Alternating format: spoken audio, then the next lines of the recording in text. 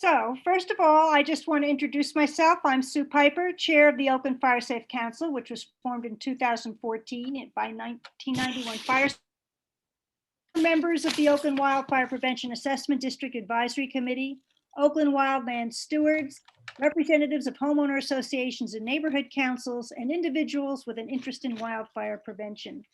Our focus is on community outreach and education, such as tonight's program, and our Oakland Community Preparedness and Response Program, and advocacy at the local, regional, and state level. We welcome you to tonight's last webinar in a 5-part series of the Savvy Homeowner in our disaster-prone community. And tonight's topic is Insurance Matters.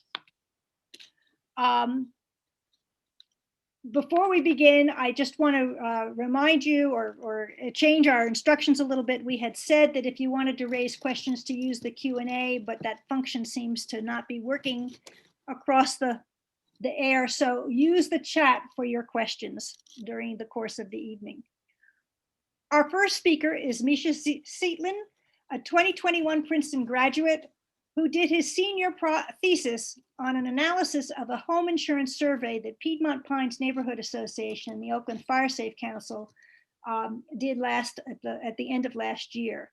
And so, Misha, I'm going to get off here and let you share your screen. Sounds good. Oh, can you enable screen sharing? Sorry about that. Whoops. Here you go. Thank you.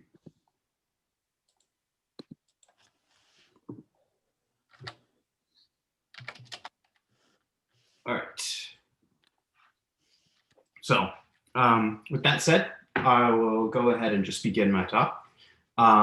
So I'm Misha. As you mentioned, I just graduated from Princeton, where I studied public policy and statistics.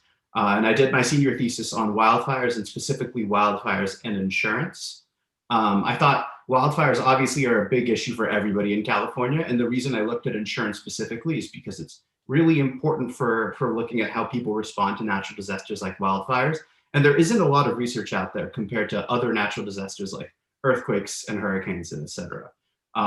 So my thesis was actually in 2 parts. One was analyzing original data on the supply side. This was the second half, which looked at the demand side, basically what consumers and people like you in the market sort of think about how they participate and interact with the insurance sector. And that's really the important part here, is that a lot of the information that you're going to see isn't particularly shocking, or maybe something that you'd already expected, but it's still really important to put this sort of thing into numbers, because policyholders oftentimes, there isn't a lot of numbers and research out there about how consumers in particular interact with the market. So we're going to look a little more at the data to sort of confirm those assumptions that exist right now.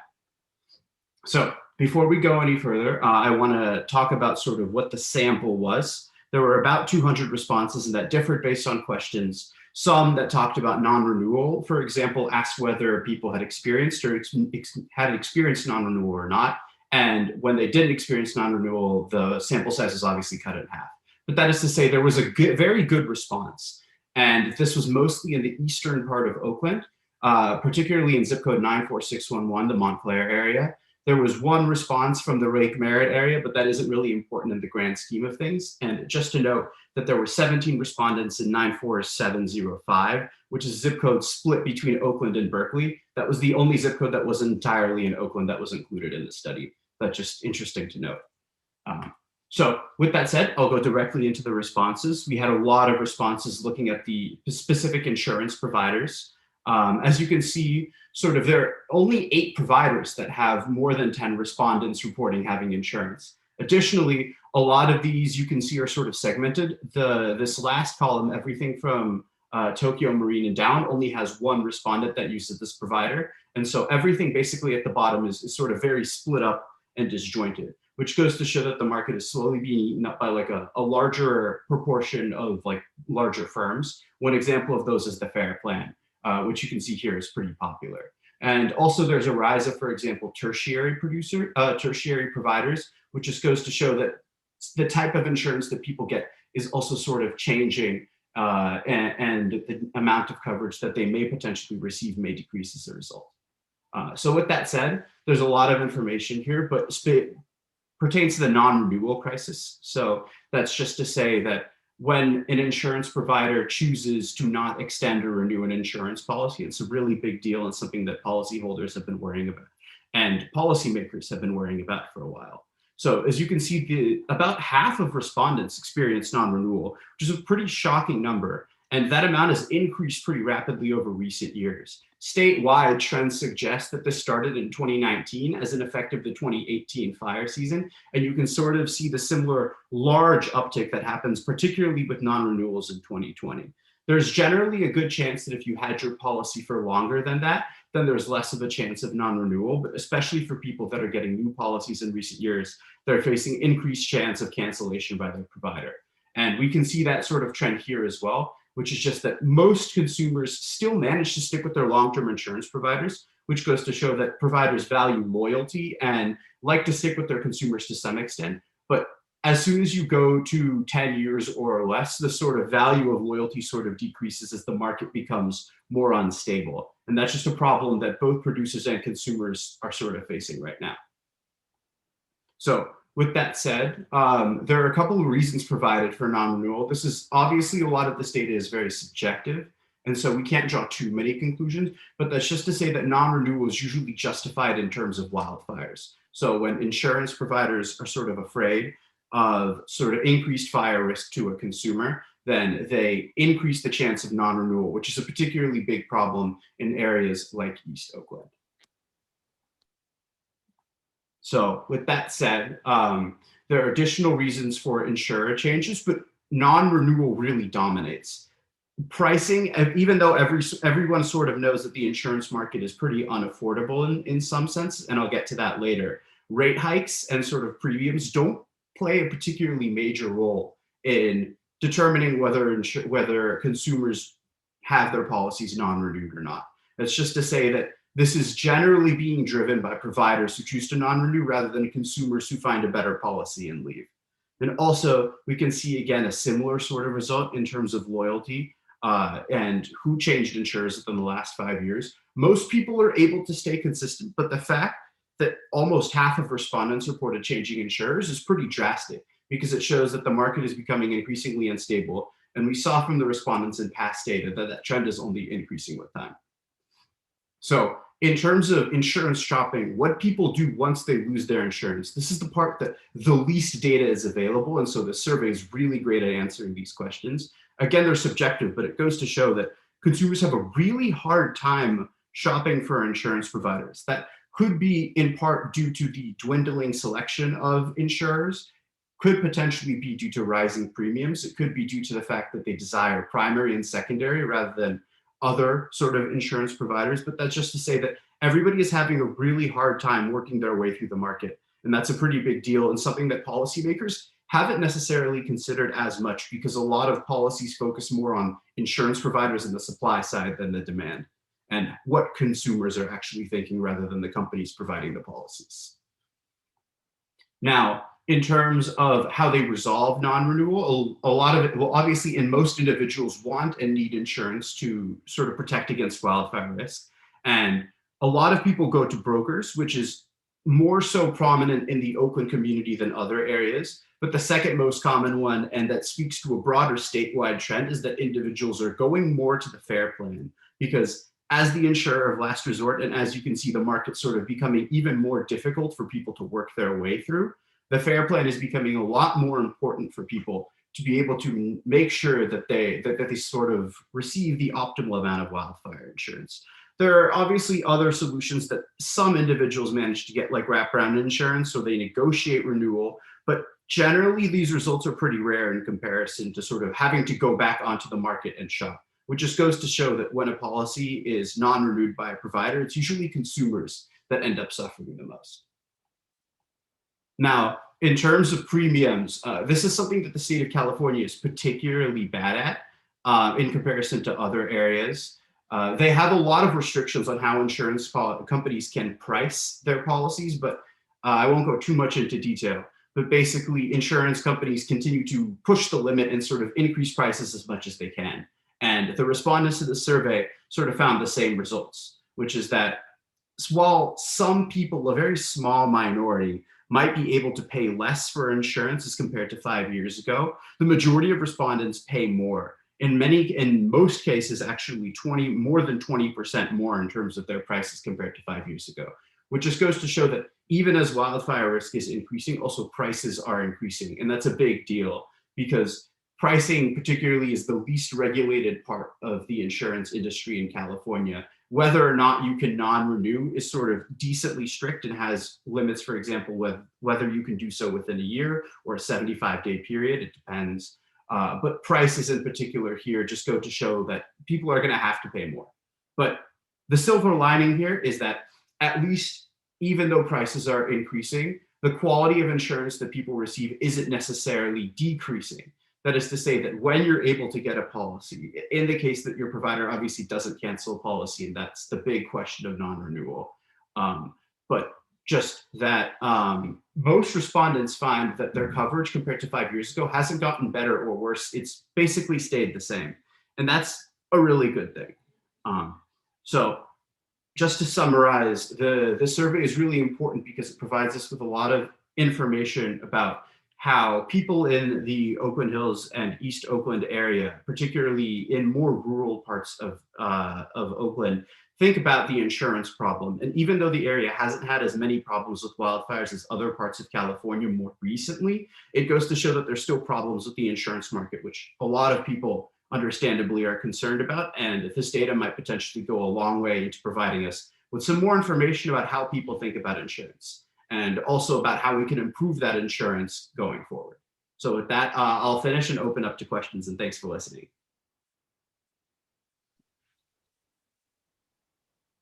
Okay. So on the chat,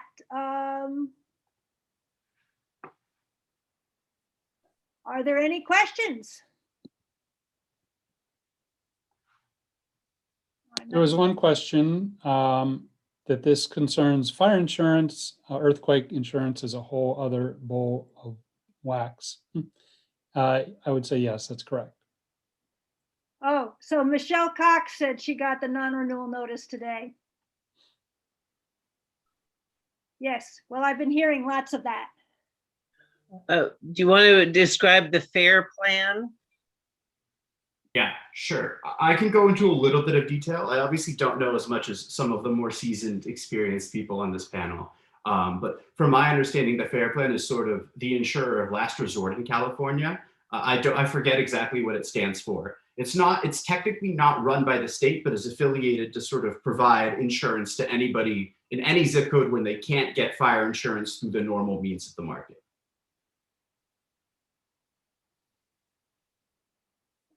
Okay, there's a question. Can this result in a real estate crisis? I think that's a good concern, but I don't know. California already has a pretty big real estate crisis in a lot of other senses, and there's a lot of interesting ways in which the two interplay. For example, the requirements for accessory dwelling units and potential wildfire risk. That's a common issue that gets brought up, both in Oakland and in Marin and other areas. But in terms of a real estate crisis, we should probably worry about an insurance crisis first and foremost, because as the data shows, people are having a harder time accessing and working their way through the market and actually paying for insurance. So you might want to hold some of these questions till after my presentation. Okay. I was looking, I was just about to say there's a lot Yeah. I don't think Amy will be able to answer, but let's see. Okay.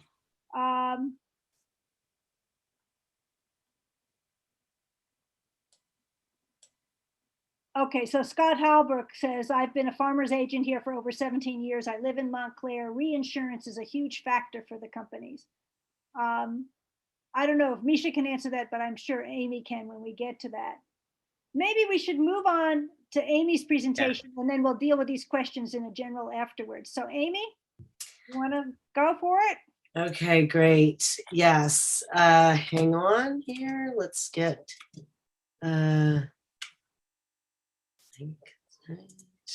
okay. Get the slideshow. We'll start. Oops. Okay, hang on. All right. Okay, hold on. Right with you. Okay. All right. You can all, I hope, see my screen. Yes. Yes. Okay. We're gonna do a little timer here because I know we have want to stay. I think we do have actually a lot of questions. So very pleased to be with you this evening. There's lots of you that those of you who may have been in the area at the time of the fire that took Sue's house. So you, I'm sure, are aware of our organization and the issue of people having trouble keeping their homes insured actually cropped up pretty quickly after your fire and led to our nonprofit organization launching a project with the city of Oakland and some local agents and brokers called Matchup, where we insurers kind of noticed all the dollars that they paid out from the Oakland fire and started non-renewing people. And this is back in 1993, 92, 93. And we were able to solve that problem pretty quickly. So the current situation is a lot deeper, a lot more complicated, but I'm going to be walking you through some strategies and suggestions. So if you don't know about UP, we've been a voice and an information resource for insurance consumers and disaster survivors since 1991. We have 3 programs. We have something called the Roadmap to Recovery, and that through that we help people in the aftermath of wildfires and other disasters. We take the information that they learn about where their insurance fell short or problems they have with their insurance, and we turn that into buying tips for consumers. And then we do a lot of advocacy in the courts and in Sacramento and across the country. We're involved, that question about reinsurance. Before we even got started today, we were chatting at the panel. I was talking about the fact that we're most likely going to have to set up some sort of public reinsurance facility in California, the way Florida had to do after they had a lot of bad hurricanes. So there's a lot of, that's a national initiative that we are involved in. We have a lot of expertise in insurance. We're funded by donations and grants. We don't accept money from insurance companies, but we know a lot about the subject. And our website is a treasure trove of information. The book on the right that you see, Wise Up, that is a buyer's guide for insuring your home, and that we published a couple of years ago. That's a really nice read. If you want to get a copy of it, you can email info@uphelp.org. So, a couple years, maybe, I don't know, 4 years ago, the availability and affordability problems started cropping up, not so much in your area, but in all the areas in the foothills around where the tree mortality crisis was hitting up the Sierras. So we've been on the case here for a number of years. And when we first started talking about it with the California Insurance Department, the commissioner expressly asked me not to use the word crisis in public because he was hoping that we wouldn't have one. But those days are gone, and we clearly do have one. Prices have increased. Obviously, availability is very limited in some suburban, rural, and brush-heavy regions.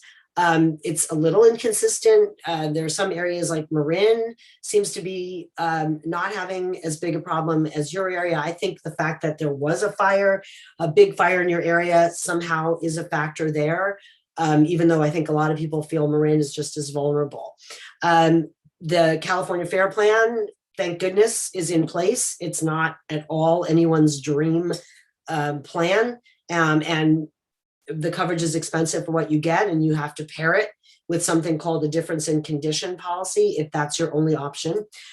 But there are insurance companies that you may never have heard of. They've been, some of them may be an option for you, but I'm going to summarize a little bit more about our shopping tips in a minute.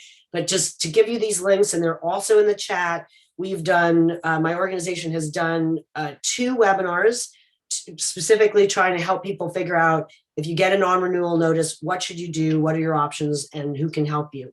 And one of them, I used an independent agent, a different one for each one, and I had somebody on who works for the FAIR plan as well. So you can watch those at your convenience. We also have 2 publications. One, Drop by Your Insurer, Where to Go for Help. And then we have something called the Lowdown from UP on the California FAIR Plan. FAIR Plan is not an insurance company. It's an association of all the insurance companies in the state.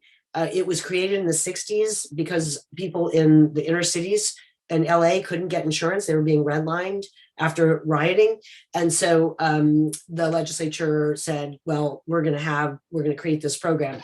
My money is we probably would never be able to get that program built today because the insurance companies don't love it, but they have to participate. So it's very important that we keep it in place, as flawed as it is.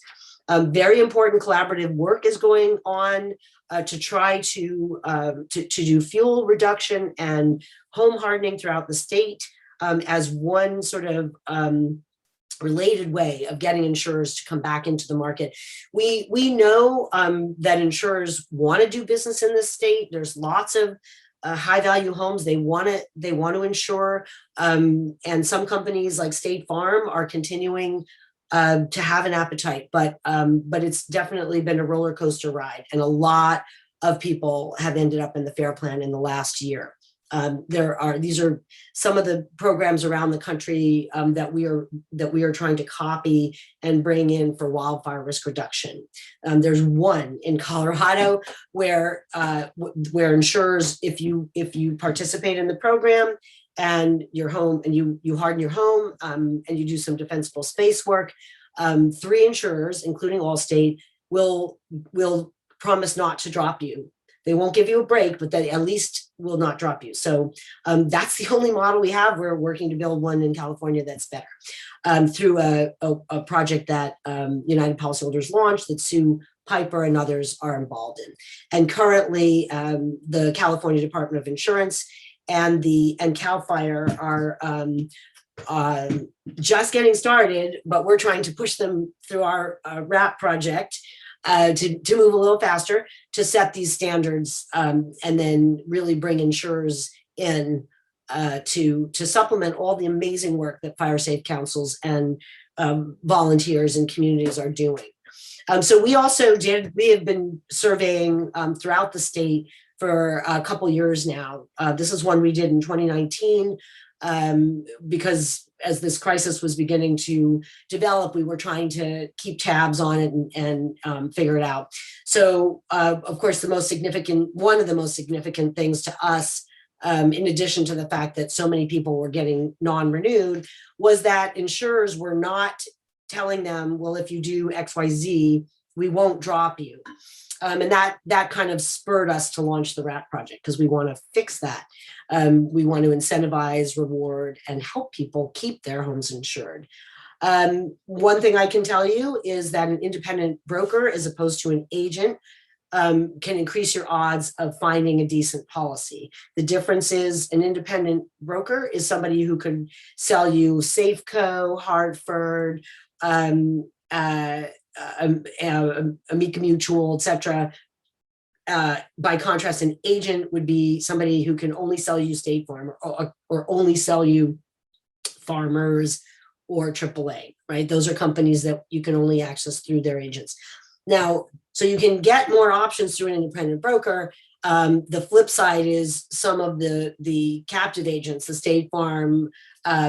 State Farm is, I had an agent tell me today that he thinks they're being reckless, that they're taking a lot of homes in high-risk areas, but that's an option. Also, if you go to Farmers, say, for example, they might say, well, we can't insure you, but we can put you in the FAIR plan and we can sell you our DIC, which is the difference in condition, which kind of marries with the FAIR plan. So our survey found that most people, or a lot of people, had to go through 4 rejections before they actually found something. These are just a few of the brand names you may not recognize that are out there. Some you will recognize. We have a program going. We sort of revived Matchup, and then but it's basically a way to tap into a network of independent agents. You can try it. You get non-renewed. You get dropped, you have 75 days to try to get a replacement policy. They have to give you that full 75 days notice. And it's an option to try it because it's a fairly large network. So these are some of the companies that, again, you may never have heard of some of these. Delos, for example, Stillwater, Attain. But, there are, just because you don't recognize their brand doesn't mean they're not financially strong or their products aren't worth looking into.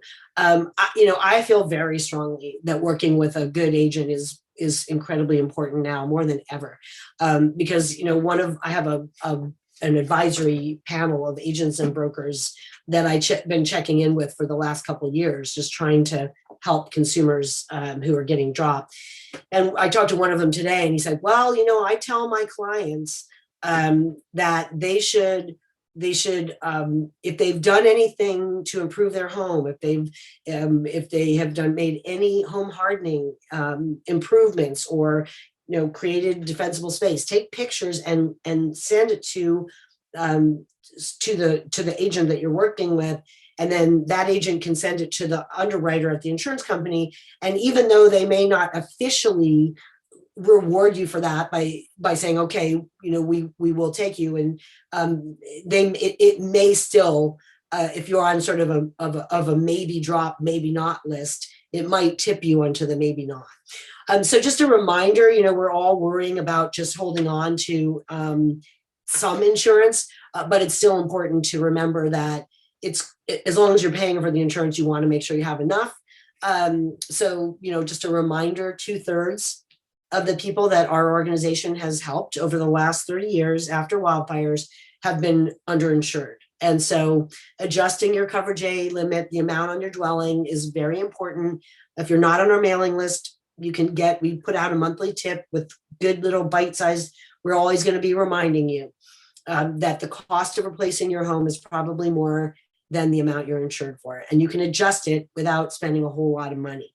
And then the other thing, I can never do a presentation like this without mentioning that your cell phone is the easiest way to do a home inventory inside and out, narrating as you go, and then send that file to a safe place so you have those records. So a couple more things. Even though you feel people get a little desperate. I mean, we've had people call us crying when they get a renewal notice, and I understand it. But remember, the FAIR plan is there, so you're not going to be left hanging. But again, it's still pay some attention to the quality of the insurance, and by that I mean pay attention to that coverage A, because most of the other coverages are tied to that. So if you come up short on that coverage A, you're going to come up short on those other items. Earthquake insurance is another ball of wax, but but we really encourage people to get a quote, because that market has evolved a little bit, and you may find some cheaper options today than there were in the past. So when you're shopping for insurance, you can either you can go on our website. We have a list of questions to ask. You can asked for a copy of this book. But the bottom line is 15 minutes is not enough time to insure your biggest asset. So a couple more things. There's a lot of work going on to fix the situation with the reduced availability and affordability and at every level of government. But I think everyone is in agreement that hardening your home and creating defensible space is the practical thing to do. There's not agreement over what the fixes are for the market. My organization put a bill in a couple of years ago to make it harder for insurers to non-renew you. It didn't get very far. We work very closely with the Department of Insurance and with other consumer groups. And right now, the department is about to put some regulations out to reward people who reduce their risk. So the last thing, I just want to say thank you to Sue and to the Firesafe Council for kind of carrying the torch forward on risk reduction, because that is what's going to help us fix the situation. In addition to doing some sort of strengthening of the FAIR plan, because it wasn't built to be the biggest wildfire insurer in the state. And so we're going to have to do some remodeling to it as well, just to help it adapt to the current situation. Insurers and reinsurers have good reason. You can't really argue with them that they have good reason to see the risk as higher than it had been in the past. But in fact, insurers have been raising rates like crazy. And coming in, like every time they get a rate increase approved at the department, they come in for another one. So insurers have collected a lot of rate in the last year, and I think we'll continue to manage the situation. So I'm going to stop my share and say thank you again to Sue, and wait for the time when we're going to get questions. You're on mute. You want to go through the list of questions? I have pulled off a couple that, would you describe reinsurance? Right. So that is the simple way to describe it. That's the insurance that insurance companies buy for the really big dollar risks that they themselves can't handle. So there was like a big hoopla after Hurricane Katrina, because it turned out that Allstate hadn't reinsured a lot of their, they hadn't bought reinsurance. And so they took a big hit for all those losses. I personally think reinsurers are kind of in some ways you could almost see them as the puppet masters behind the marketplace, because if they raise the price of reinsurance, that makes it harder for the primary insurers that to do business, because they have to have reinsurance to be able to have enough money to meet their obligations. Here's an interesting question. As real estate prices rise, do insurance prices rise commensurately? Well, it's interesting. Somebody asked the question about could there be a real estate crisis? And the California Association of Realtors is all over this problem, and I've been on panels with them. They're in Sacramento. And I heard an insurance lobbyist say, well, if this problem was so bad and people couldn't get insurance, the realtors would be lined up around the Capitol, and they haven't been. But they are paying attention. I've heard about deals not going through because of the price of the insurance. And that's the problem for a lot of these rural areas. I don't know if it's as much in your area, but in rural areas, the insurance price tag is just completely out of whack with the value of the house. And so that is somewhat of a real estate crisis. Is it worth having an umbrella policy? Well, I always say yes, but that has nothing to do with fire insurance. That's really for liability. That's for if somebody sues you is the main thing. Okay.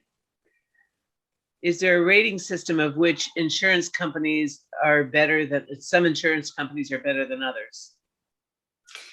Well, that's a question I've been asked about a million times over the years, and I have the same answer, which is it really depends on your experience. Depends on two things: the quality of the policy that you bought, the extras you bought or didn't buy, and then the personality of the adjuster that gets assigned to your claim. Because there really are differences between insurance policies, and that's why I say working 15 minutes is not enough time.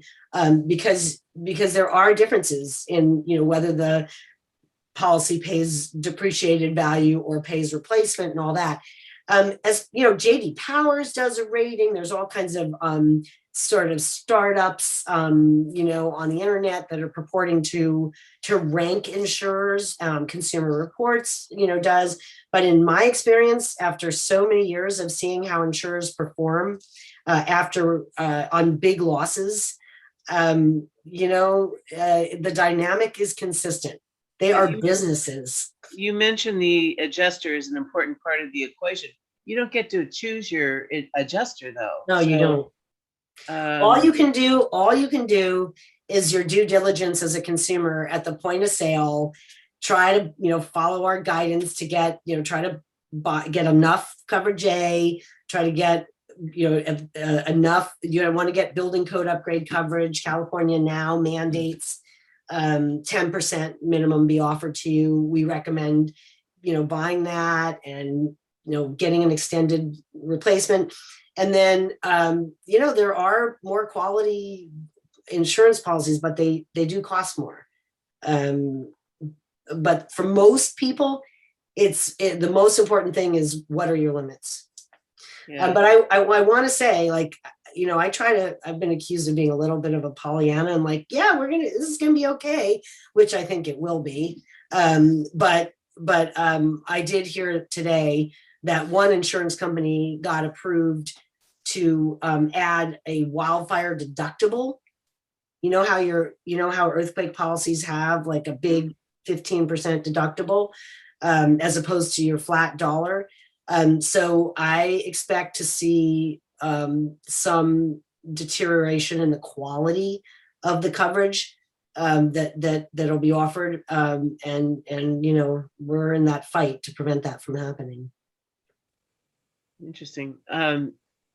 People are asking for how to get a hold of you, and can you provide us with a PDF of the presentation slides? I put Amy's email address in there, and I'm sure she'll send us the PDF. And Okay. I absolutely will. and this is being recorded, so it'll be up in a day or two. I'm curious, Misha, did you, in your research, any qualitative data on insurance companies, quality of products or performance or anything? Yeah, I think quality of insurance is the hardest part to measure. That was the one part that I wanted to look at the most but couldn't. Premiums are also pretty hard to measure just because they're so out there in comparison to like the numbers in every other part of insurance that most statistical methods don't work on them, which is very unfortunate. But there definitely is like some interesting relationship, for example, between like insurance prices and housing prices. It's actually an inverse curve because some insurance providers for some super expensive houses, and this is statewide, of course, it doesn't apply specifically to the community, so results might be different. But that's just to say that providers don't want to insure homes that are too valuable. In the case that they burn down, they're really afraid of something at the really, really high end. And they also don't really want to insure anything at the really, really low end because there isn't as much money to be made on premiums, obviously. Sona asks, does it help to have multiple multiple policies with one carrier? Your home, your fire, your car. Well, it'll certainly help you hold on to the policies. I think, you know, when insurers are deciding who they're going to keep and who they're going to drop, you know, they always prefer the customer that's got more than one house and a car. But that said, you know, one of your members, I'm pretty sure, was telling me about, you know, he has a home, a weekend home in the mountains, and even though his you know, his Oakland home is in a much lower risk area, he had to work very, very hard to find a different insurer for the country home, because even though they were on one policy, they non-renewed the second home.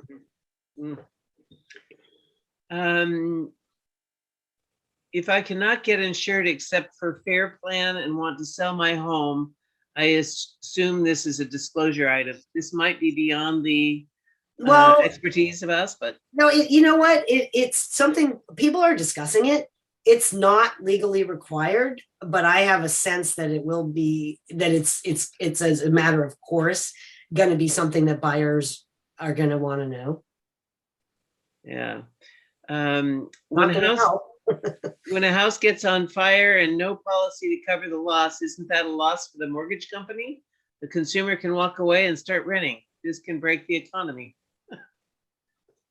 Well, a lot of people have been talking about why mortgage companies don't require people who are living near a fault line, to buy earthquake insurance. And one of the things that, the decision points that people will consider when they're deciding whether or not to spring for earthquake insurance is how much equity do they have in the home. And the less equity you have, the more people are like, I'm not going to, I'll let it be the bank's problem. It's kind of a reality. Right. This is an interesting question. Is this the wrong time to file a claim for another non-fire related damage? In other words, keep your claims as low as you can. Well, that's actually that's a very perceptive question. And that advice that I gave about, adjusting your limits and making sure your coverage A is enough. I even have a little bit of nervousness saying that, because I think most people want to keep a low profile these days and not get in touch with their insurance company. And, but, I mean, if you have, we always say, don't file a small claim if you can avoid it, because it is going to go on this thing called your clue report, and it will affect how much you're going to pay. On the other hand, if you have a loss and you can't pay it out of pocket or don't want to, then that's what you're paying for, right? Right. Doug, can you spot any other questions that I missed? The one about changing or reporting changes. I think you had noted, Amy, a couple of different things to report to your insurance agency. Somebody asked why would you have to update someone, for example? Why would you divorce? Yeah, the divorce would be if there's a change in the title and the ownership of the insured of this home, because you have to have an insurable interest, and so if there's a split, if and a change in the ownership, that would be the only. I mean, if you're amicably divorced and you haven't sold the house and you both co-own it, I don't know. But that event in and of itself shouldn't pose a risk to your. No, it's only if one spouse bought out the other one and doesn't own it anymore. Here's one that I wonder if you've been able to gather any data on. There's a movement toward creating firewise communities, which are clearing a lot of the vegetation, creating safer communities, and other community-oriented activities. Are there any insurance companies that are honoring that as a way to reduce rates? As far as we know, keep insured. Right. As far as we know, USAA has said that if your home is located in a Firewise participating community, that they will give you a 5% discount. I have heard that the FAIR plan is doing the same thing. I've heard that Farmers was maybe going to do the same thing. I do not have hard proof. Okay. That'll be an interesting thing to watch develop. Yeah. And Ruth Stroop says that California FAIR Plan gives discounts for Firewise communities. Yep. Marin has a lot of Firewise communities. Doug, do you want to talk about our work to create Firewise communities here?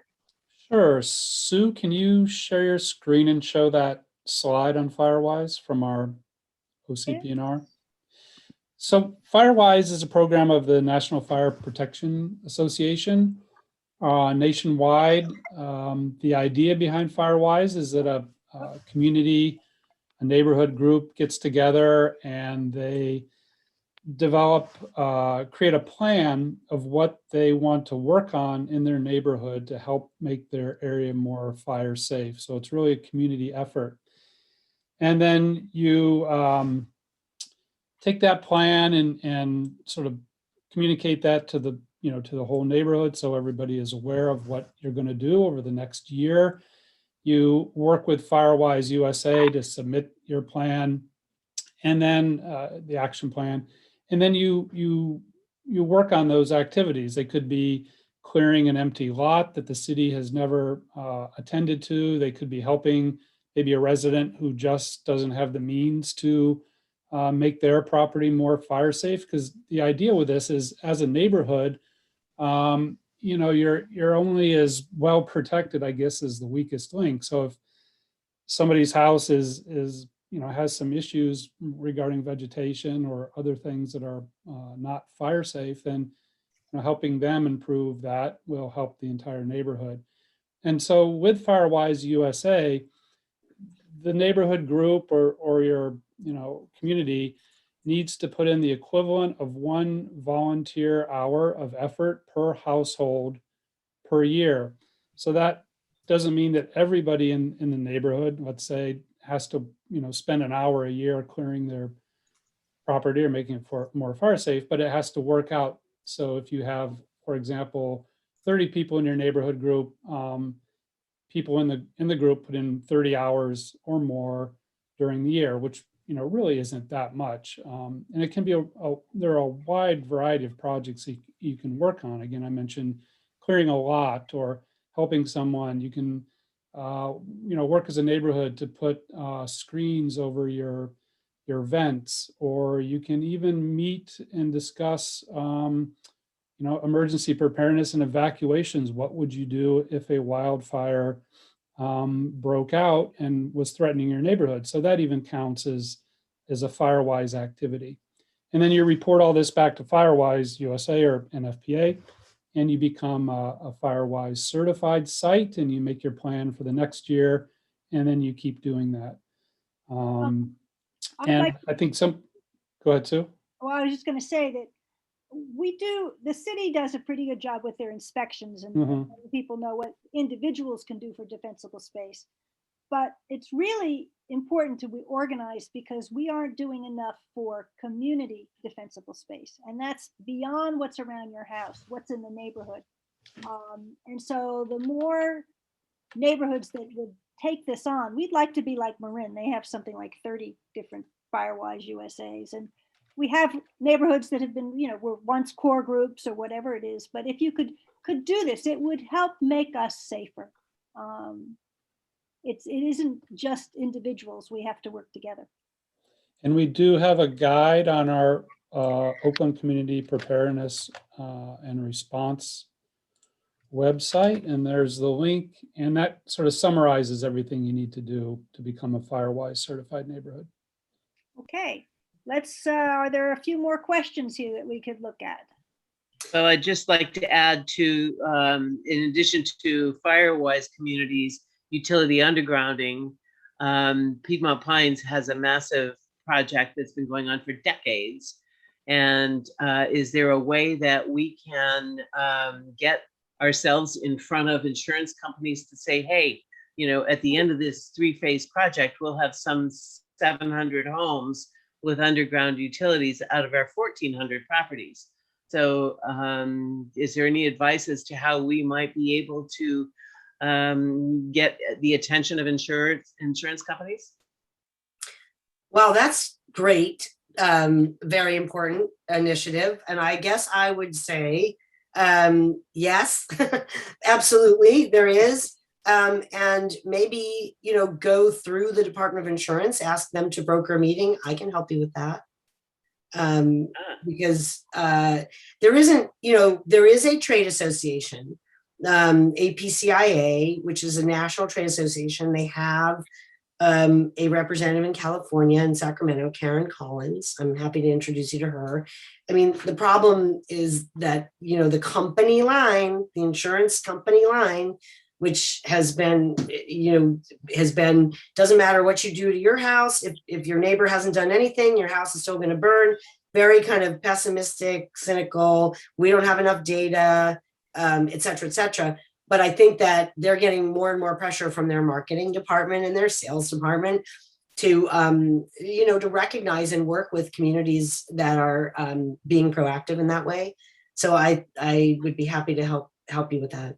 Okay, great. There is a question that I think is worth tapping. Wait a second. It was about a rail on a slope.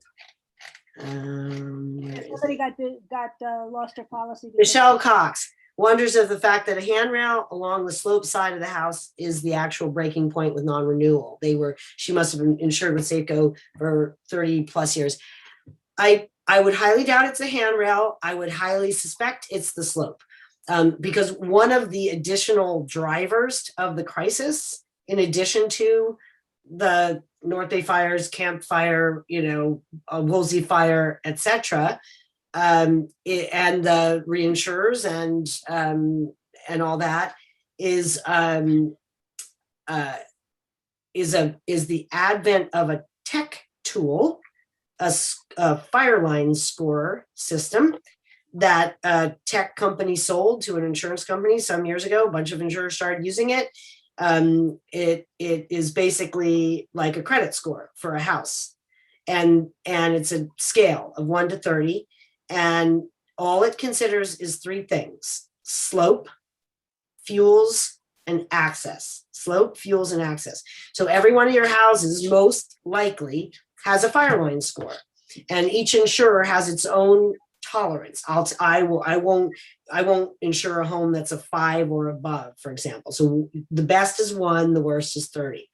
So my guess is it's the slope that got you the Fireline score that puts you in the non-renewal column. Nothing having to do with your railing. That's my guess. There's a question here from Bill on, he's going to be constructing a new home in the Oakland Hills in the next few years. And while he intends to apply as many fire smart design features as he can afford, do any insurance companies actually consider such features? And this is sort of unusual because for our area, we have we don't have a lot of new homes. We have old homes that have to be retrofitted, but here's a new home. So he wants to know if they actually consider things like cladding, external sprinklers, and others in their underwriting and pricing. It really depends on the insurer. I'd say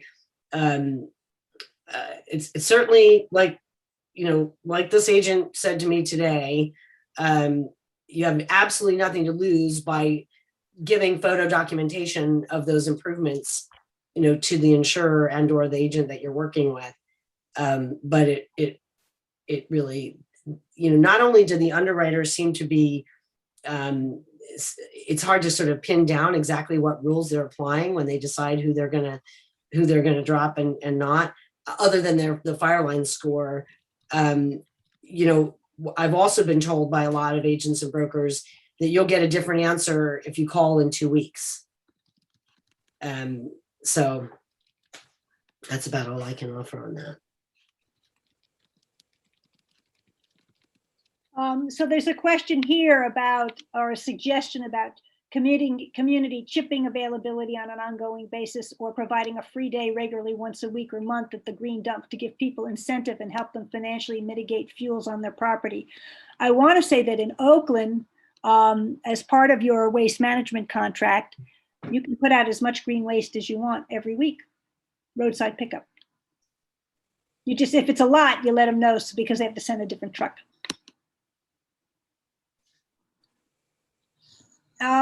What else is in here? Anybody seeing any other questions? I may have been taking notes at the time, and if this was answered, I apologize. How do I know my home's Fireline score? You can't. And actually, we went to Assemblymember Wood and suggested that he carry a bill last year to make that available. I think there might be legislation pending. Misha, is that something that you researched? Yeah, I came across it a little bit. It's been brought up a couple of times, but it's still definitely pending. Nothing certain, no news yet. Right. Anything on Governor Newsom's budget on the fire issue? Anything that you're hopeful about? There's definitely more money being put into clearing brush on public lands. I think we're pretty far behind on individual mitigation grants, but there is this more money is available. Yes, but there are some caveats to that. Right. This is something that the Oakland Firesafe Council has been working on at the legislative level. There are a couple of terms you have to keep in mind. One is that the state is divided into 3 responsibility areas: federal responsibility area, state responsibility area, and local responsibility area. And much of California is under the federal responsibility area. But where we live, we're a local responsibility area. And unfortunately, when the money comes through CAL FIRE, which is where most of the money comes from, they have traditionally been focused on state responsibility areas. And in the last year, they've loosened it up a little bit, and they give money to local responsibility areas that benefit a state responsibility area. But if you look at the East Bay Hills, not just Oakland, but around Alameda County, even up into Western Contra Costa, you know, the ridgeline is East Bay Regional Park. That's a local responsibility area. And then there are the various cities that are there and other agencies that have land, but we don't have state lands. So it's been a fight to get some of that money to places like us. And the other area that it's a problem is that when the monies come from federal greenhouse gas funds, they have criteria that they use that for the most part, gives money to disadvantaged communities. And we're fighting very hard to broaden that to be vulnerable communities, because we're very vulnerable, but we're not meeting that profile as disadvantaged communities. On the other hand, as we've seen with the smoke from last year, that impacts everybody. It could be miles away. It could be actually on the other side of the country, is what happened with the smoke. And with the kind of fires that we've been seeing in the last few years, there's so much, the winds are so much stronger, they move so much faster, the embers fly further, that it isn't just homes in the wildland urban interface that are at risk, it's the neighboring areas. Just think of Coffey Park, or in our community, it would be if a fire started up on the ridge line above Joaquin Miller Park and the embers fell into Diamond Canyon, and that canyon, which is in the wildland urban face, goes up, the embers would then hopscotch to the Fruitvale. And quite frankly, in 1991, if the winds hadn't stopped, that fire would have gone all the way down the hills to the bay. So we need to kind of get people to think about this as not just well, certainly in this community, not just a hills issue. And it isn't just a wildland urban interface issue. It really is a community and statewide issue, given the kind of, with climate change and what we're facing. Any other questions? We ended early, but this is a good topic. You got half an hour, folks. And, you know, Amy, do you want to talk a little bit about some of the other things you're working on with the state in terms of the insurance company, insurances with the insurance commissioner? You're on mute. Yeah. I mean, if people are going to get out early, I don't want to be the one to hold them, but I'm happy to talk a little bit about, the WRAP initiative, the Wildfire Risk Reduction Asset Protection Initiative that I shared a slide about is where it's sort of, it's where we're just trying to keep things moving forward, right? There's something in Colorado called Wildfire Partners. I mentioned that. That is the only program anywhere that we know of where wildfire risk reduction is being rewarded. It's very small scale. I think they've been around for a good, 6 years. And I think they've, it's house by house. So it's something, I think it's under 5,000 homes that they have successfully retrofitted, but it's a success story because insurance companies are buying into it. I think one of their retrofitted homes did go down last fall, but only one. So, so that's good. I think we just need, we need more data. I think the more fire risk reduced homes there are, the more data we're going to have. Because it's just, when I say data, I mean proof that, that all this work will save a home. And it's clear to me that you know, that this is a multi-layered effort here to you know, that we have to have the community engagement. Clearly, the firewise community participation is going to be just as important as the community participation in the flood program is for people to be able to afford insurance. And I think, you know, I don't think the private market's going to go away. I'm sure it's going to stay. But I think the FAIR plan it's not going anywhere. It's going to probably end up being the company that more and more, or the entity that more and more people are insured with. But the work that you guys are doing is incredibly important. I mean, you know, this is, if ever there were an example of people doing it for themselves and rolling up their sleeves, it's the work that you guys are doing. So we have a few people who have raised their hands. So I'll start with Barbara Goldenberg. Hello.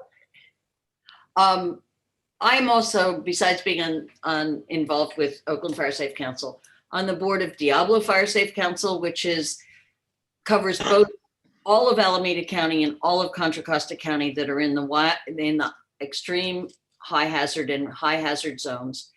And our mission is to obtain grants. Currently, grants that are out for approval are through PG&E and CAL FIRE. Even though we're in the urban setting, the local fire responsibility areas, and we tend to split the grant allocations once we receive the grants among the two, equally between the two counties. We provide grants up to $5,000, or typically precisely $5,000, but occasionally double that, to neighborhoods who band together with a project and are willing to commit matching funds equal to the grant, which includes sweat equity, you know, organization time, and so on. And we do not cut trees down, because you can't cut many trees down for $5,000. But what we will provide is help with dumpsters, chipping, organizing your neighbors, and having community days, or just other work. We will only pay contractors. We will not pay the actual community, which enables you to actually, you know, hire a contractor for the parts that you can't do. It may be limbing up trees. It may be disposing of dead limbs on trees for a number of neighbors, or the street trees. If you need work on city property, though, within Oakland, it's much more difficult. You have to obtain the permission of the city to encroach upon their land. If you were along the East Bay Regional Parks land, we have a history of being able to obtain right of entry permission so that you can work on the part of East Bay Regional Park land that is adjacent to the neighborhood property. We have encouraged people to do juniper removal projects over large swaths of a community. Kensington has done a lot with that. And let's see, what else would I want to say? But it's nice that we get money. We've applied for funds this, and we will find out in August whether we were successful in the largest CAL FIRE grant we've ever requested. And we never know what's happening with PG&E, but over the years we've gotten well over $1 million from PG&E that we have dispersed throughout the communities. Now, Alameda County is long. It's from, you know, from Berkeley, Albany to Fremont and Castro Valley and Livermore. So it covers lots and lots of territory. But right now we don't have lots of applications from Alameda County. So y'all get together with your neighbors and apply for a grant, and we may be able to say yes by August. Okay. Here's a question from Jerry Moran. Is there any effort on the part of the state to investigate or find ways to better control insurance companies?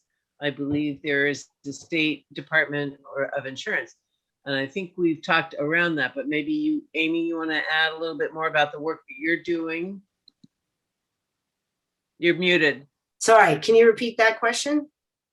Is there any effort on the part of the state to investigate and find ways to better control these insurance companies? Well, yeah, actually, the insurance commissioner used well, there was a bill that gave him the authority to issue a moratorium on non-renewals. So he did that. And it's a bill that says that if you live in a zip code where there was a wildfire or you're adjacent to the wildfire, that you cannot be non-renewed, even if you weren't impacted by the fire, for the first year after the fire. So you get one guaranteed renewal after the fire. They can't drop you the year after the fire. And if you lost your home, they can't non-renew you for 2 years. So that's a somewhat of a, it's been a help to a lot of people. Of course, insurers don't love that. We had a big battle royale in the legislature last year, where the insurers came in with a proposal that we consumer groups and the Department of Insurance all felt was going to raise rates so much for people that we couldn't support it.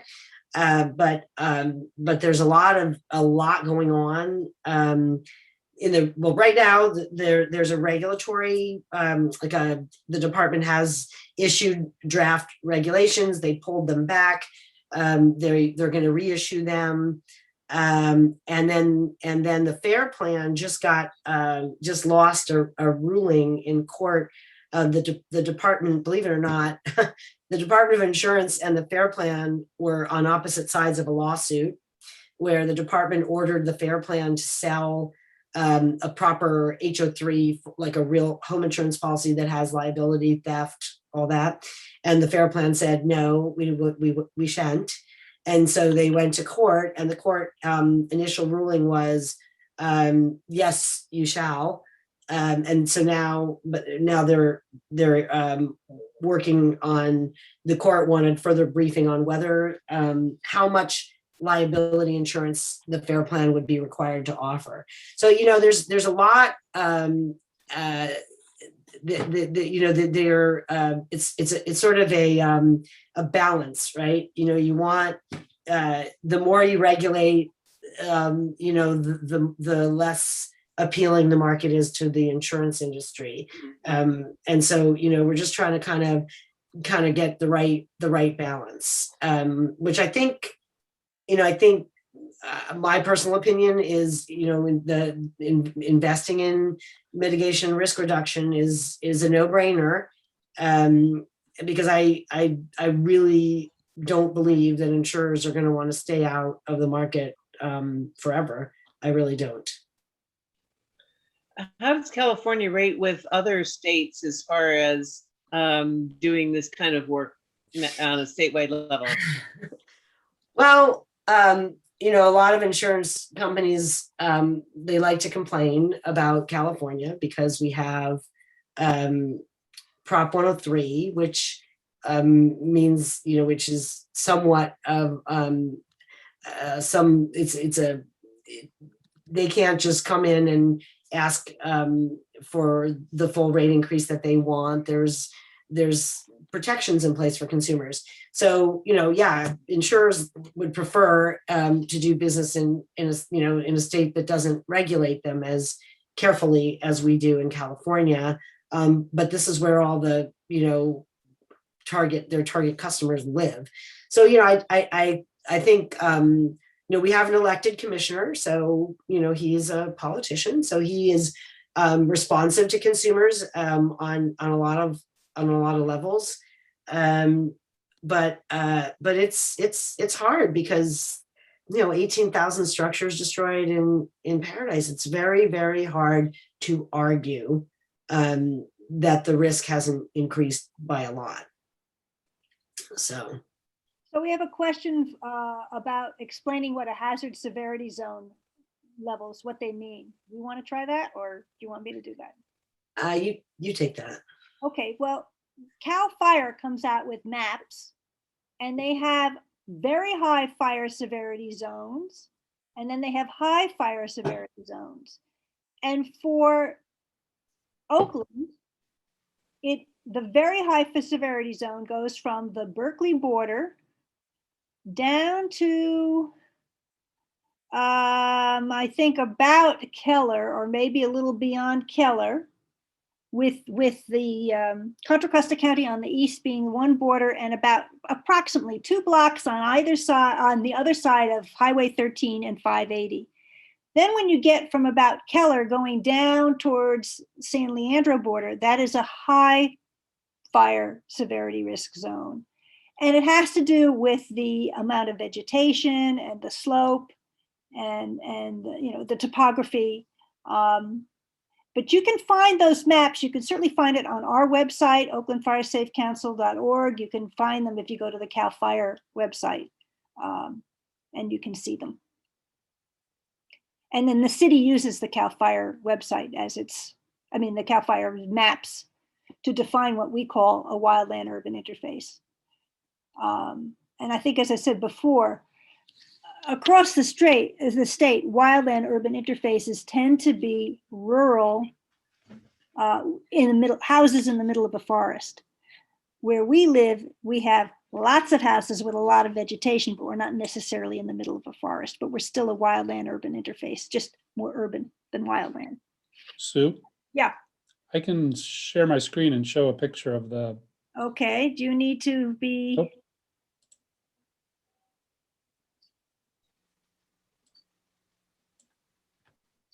Okay, so I didn't quite describe it correctly, but basically all along the hills is the very high, and then the foothills are the high.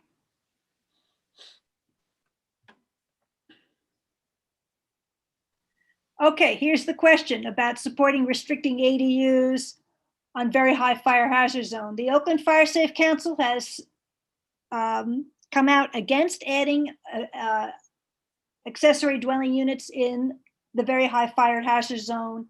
And it's not because of parking on narrow streets, although that is a factor.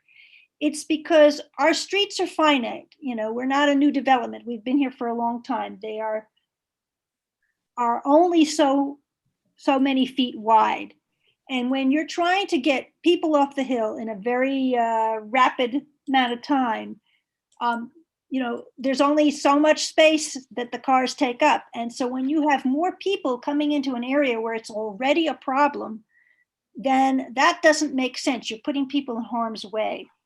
UC Berkeley did a study using the 1991 firestorm conditions and applied it to the city of Berkeley as it currently stands, with the number of people, number of cars, etc.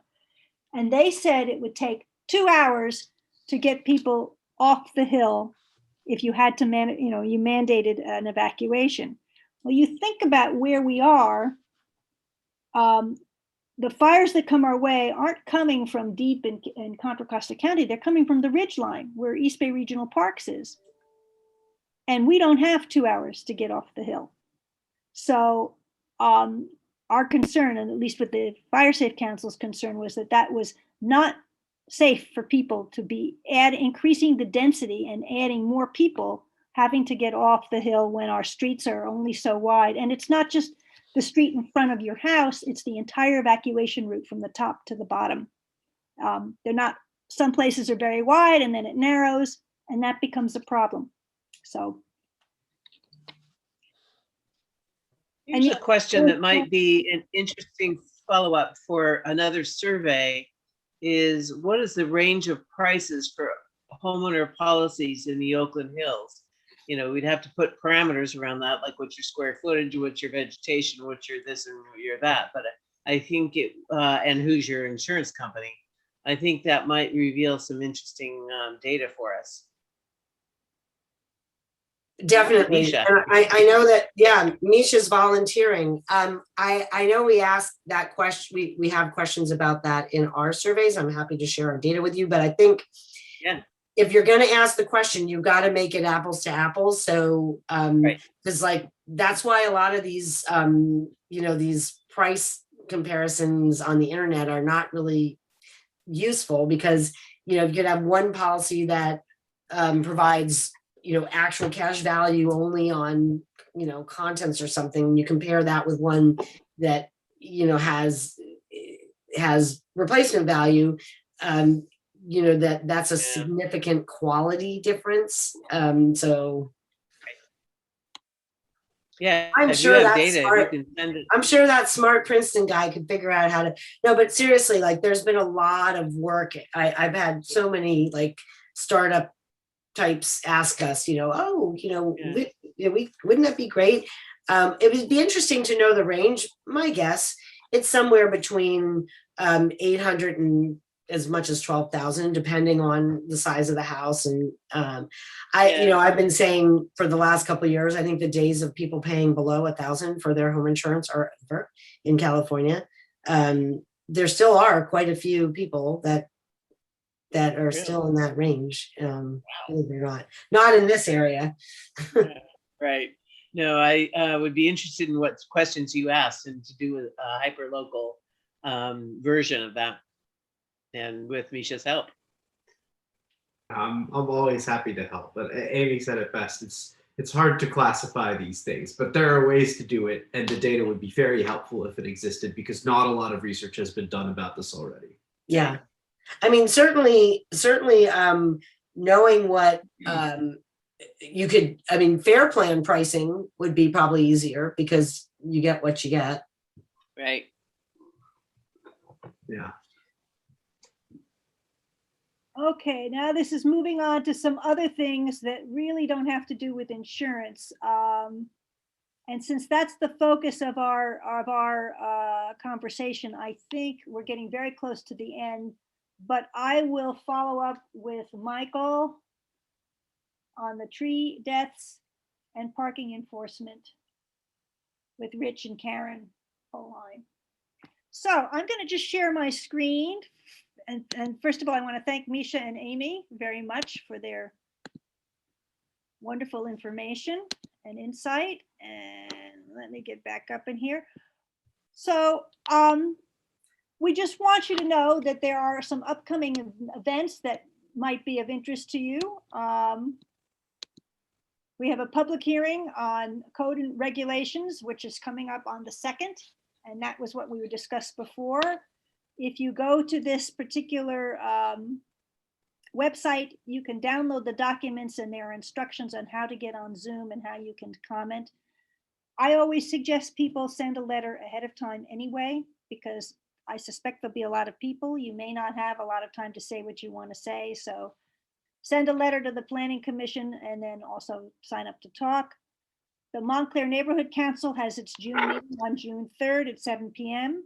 And the Oakland Firesafe Council meeting is Saturday, June 16th from 10:30 to noon. It's a little bit later than we normally do it because I have a conflict at 10. But if any of you are interested, please send an email to info@oaklandfiresafecouncil.org, and we will add you to the list and invite you to the meeting. Next slide. See if I can get to this.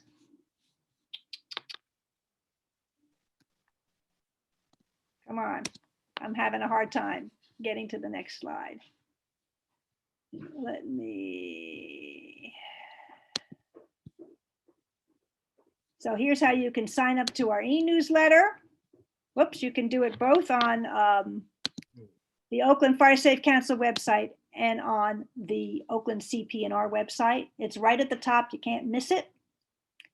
And if you aren't on our newsletter, it comes out every week, and there are some tips and links to things that are useful to you and to share with your neighbors. And finally, we want to thank you all for participating in this. I'm not sure how many of you have gone to all 5 of the sessions, but if you're interested and you go to the Oakland Firesafe Council website and look under programs, All of these programs have been recorded, and you are welcome to look at the recordings. And we are planning another series for November through February on firescaping. So we'll let you know more about it as we get there. And on that note, I want to thank you all. Thank you, Amy. Thank you, Misha. Thank you, Doug and Robbie.